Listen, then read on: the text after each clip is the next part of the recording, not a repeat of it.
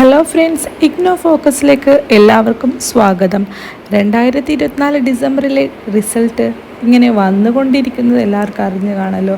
നമ്മൾക്കിന്ന് result എങ്ങനെ check ചെയ്യാമെന്ന് ഈ വീഡിയോയിൽ കൂടി നോക്കാം. നോർമലി 10th +2 ഒക്കെ റിസൾട്ട് വരുന്നത് പോലെ അല്ല ഇഗ്നോയിലെ റിസൾട്ട് വരുന്നത്. ഇപ്പോൾ സെയിം കോഴ്സ് തന്നെ നിങ്ങളും നിങ്ങളുടെ ഫ്രണ്ടും എഴുതിയെന്ന് വിചാരിക്കാം. നിങ്ങളുടെ റിസൾട്ട് വന്നിട്ടും ഫ്രണ്ടിൻ്റെ റിസൾട്ട് വരണത്തില്ല. കാരണം നമ്മുടെ സ്റ്റഡി സെൻറ്ററിൽ റിസൾട്ടൊക്കെ ചെക്ക് ചെയ്ത് റീജിയണൽ സെൻറ്റർക്ക് സെൻഡ് ചെയ്ത് അവർ അപ്ഡേറ്റ് ചെയ്താലേ നമ്മുടെ പബ്ലിഷ് ചെയ്യുകയുള്ളൂ. അതുകൊണ്ട് തന്നെ ഇടയ്ക്കിടയ്ക്ക് റിസൾട്ട് അപ്ഡേഷൻ ഉണ്ടാകും. അതുകൊണ്ട് തന്നെ നിങ്ങൾ ഇടയ്ക്കിടയ്ക്ക് സൈറ്റിൽ പോയെന്ന് ചെക്ക് ചെയ്ത് നോക്കുക. ചെക്ക് ചെയ്താൽ നിങ്ങൾക്ക് തിയറിയുടെ മാർക്കാണ് അവിടെ കാണാൻ സാധിക്കുള്ളൂ. നമുക്ക് തിയറിയുടെ മാർക്കാണ് അവിടെ ചെക്ക് ചെയ്യാൻ സാധിക്കുള്ളൂ. അസൈൻമെൻറ്റ് മാർക്ക് കൂടി കാണണമെങ്കിൽ നിങ്ങൾ ഗ്രേഡ് കാർഡ് ചെക്ക് ചെയ്താൽ മതി. എങ്ങനെയാണ് നിങ്ങളുടെ തിയറി മാർക്ക് ചെക്ക് ചെയ്യുക, അതേപോലെ തന്നെ അസൈൻമെൻറ്റ് മാർക്ക് ചെക്ക് ചെയ്യുക എന്നാണ് നമ്മൾ ഈ വീഡിയോയിലൂടെ നോക്കാൻ പോകുന്നത്.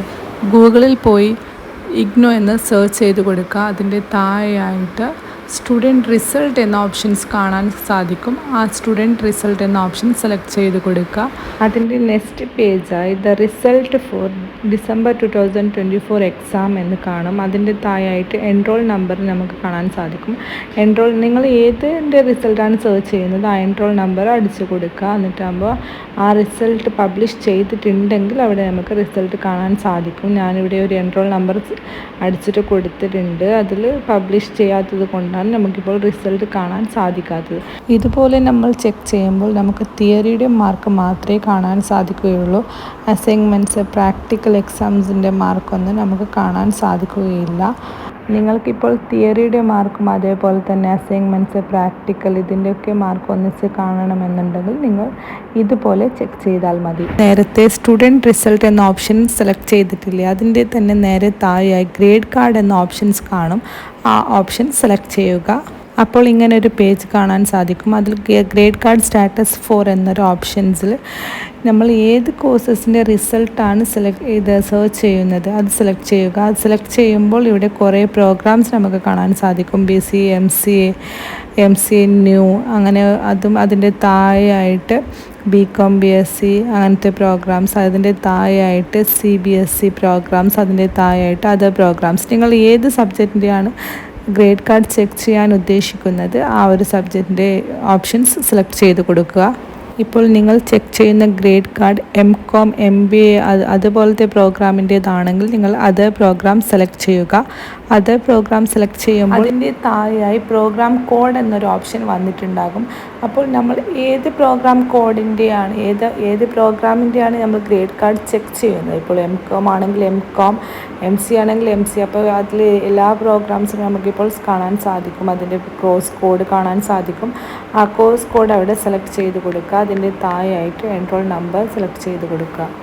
അടുത്ത പേജിലായിട്ട് നമ്മുടെ ഗ്രേഡ് കാർഡ് കാണാൻ സാധിക്കുന്നതാണ്. അതിൽ നമ്മുടെ കോഴ്സ് ഏതൊക്കെ സബ്ജക്ട്സാണ് നമ്മുടെ എക്സാംസ് എഴുതിയിട്ടുള്ളത് ആ കോഴ്സ് അവിടെ വന്നിട്ടുണ്ടാകും. അതേപോലെ തന്നെ നമ്മൾ ഏതൊക്കെ സബ്ജക്റ്റിൻ്റെ അസൈൻമെൻറ്റ് സബ്മിറ്റ് ചെയ്തിട്ടുണ്ട് അതിൻ്റെ മാർക്ക് അപ്ലോഡ് ആയിട്ടുണ്ടെങ്കിൽ നമ്മുടെ സ്റ്റഡി സെൻറ്റർ നമ്മുടെ അസൈൻമെൻറ്റ് കറക്ഷൻ ചെയ്തിട്ട് അതിൻ്റെ മാർക്ക് റീജിയൻ സെൻറ്റർക്ക് അയച്ചു കൊടുത്തിട്ട് അവരാണ് നമ്മുടെ മാർക്ക് അപ്ലോഡ് ചെയ്യുന്നത്. അപ്പോൾ അത് അപ്ലോഡ് ചെയ്തിട്ടുണ്ടെങ്കിൽ നമ്മുടെ അസൈൻമെൻറ്റ് മാർക്കും ഇവിടെ കാണാൻ സാധിക്കും. പിന്നെ നമ്മുടെ ടേം എൻഡ് തിയറി, നമ്മുടെ തിയറി മാർക്ക് അവിടെ കാണാൻ സാധിക്കും. പിന്നെ നിങ്ങൾ എന്തെങ്കിലും പ്രാക്ടിക്കൽ എക്സാം അറ്റൻഡ് ചെയ്തിട്ടുണ്ടെങ്കിൽ അവിടെ പ്രാക്ടിക്കൽ എക്സാമിൻ്റെ മാർക്കും അവിടെ അപ്ലോഡ് ആയിട്ടുണ്ടാകും. പിന്നെ ലാസ്റ്റ് വൺ സ്റ്റാറ്റസ് ഇപ്പോൾ നമ്മുടെ അസൈൻമെൻറ്റ് മാർക്ക് മാത്രമാണ് അപ്ലോഡ് ആയിട്ടുണ്ടെങ്കിൽ അവിടെ നോട്ട് കംപ്ലീറ്റഡ് എന്നായിരിക്കും കാണിക്കുന്നത്. അതേപോലെ തന്നെ ഇപ്പോൾ നമ്മൾ അസൈൻമെൻറ്റ് വെച്ചിട്ട് നമ്മൾ എക്സാം അറ്റൻഡ് ചെയ്തതിൽ നമ്മൾ ഫെയിലായി, അപ്പോഴും അവിടെ കാണിക്കുക നോട്ട് കംപ്ലീറ്റഡ് എന്ന് തന്നെയായിരിക്കും. ഇപ്പോൾ നമ്മുടെ തിയറി എക്സാമിൻ്റെ മാർക്ക് അപ്ലോഡായി, പക്ഷെ നമ്മുടെ അസൈൻമെൻറ്റ് മാർക്ക് അപ്ലോഡ് ആയിട്ടില്ല. ആ ഒരു സിറ്റുവേഷനിലും അവിടെ സ്റ്റാറ്റസ് കാണിക്കുക നോട്ട് കംപ്ലീറ്റഡ് എന്ന് തന്നെയായിരിക്കും. അസൈൻമെൻറ്റ് നമ്മൾ സബ്മിറ്റ് ചെയ്തിട്ട് അസൈൻമെൻറ്റിൽ നമുക്ക് 40% മാർക്കും അതേപോലെ തന്നെ നമുക്ക് എക്സാംസ് അറ്റൻഡ് ചെയ്ത് എക്സാമിൽ 40% മാർക്ക് ഉണ്ടെങ്കിൽ മാത്രമേ നമുക്കവിടെ സ്റ്റാറ്റസ് കംപ്ലീറ്റഡ് എന്നത് കാണിക്കാൻ സാധിക്കുകയുള്ളൂ. കാരണം ആ ഒരു സിറ്റുവേഷനിൽ മാത്രമേ നമ്മൾ പാസ്സായി എന്ന് പറയാൻ പറ്റുള്ളൂ. ഈ 40% എന്ന പെർസെൻറ്റേജ് ഓരോരോ കോഴ്സിനനുസരിച്ച് വ്യത്യാസമായിരിക്കും. എല്ലാ കോഴ്സിൻ്റെയും പാസിംഗ് മാർക്കിൻ്റെ വീഡിയോ ഡീറ്റെയിൽ ആയിട്ട് അടുത്ത് തന്നെ ചെയ്യുന്നതാണ്.